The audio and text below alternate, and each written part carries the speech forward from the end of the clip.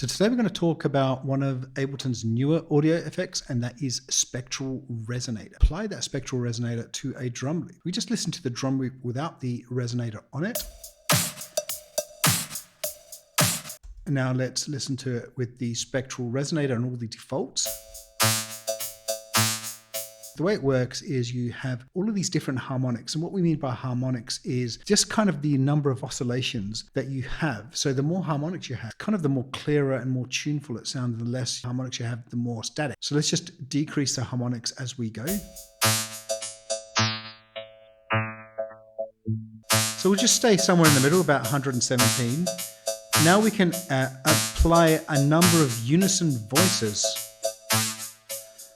And all this is doing is adding a bit of detuning to the signal.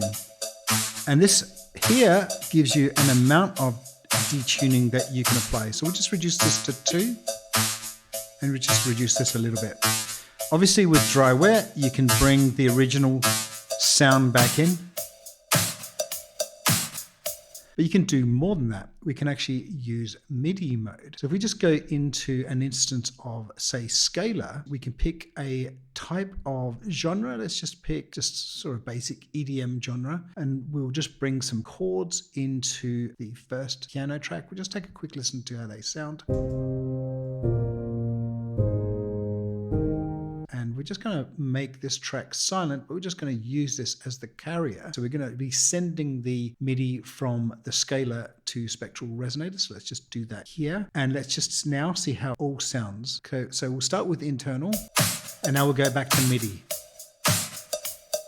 So you can hear straight away some of that MIDI information is coming through.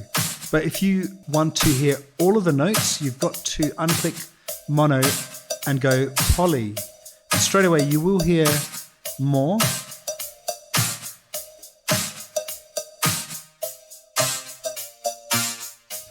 So it's bringing those chords into the Spectral Resonator and applying those to the drum.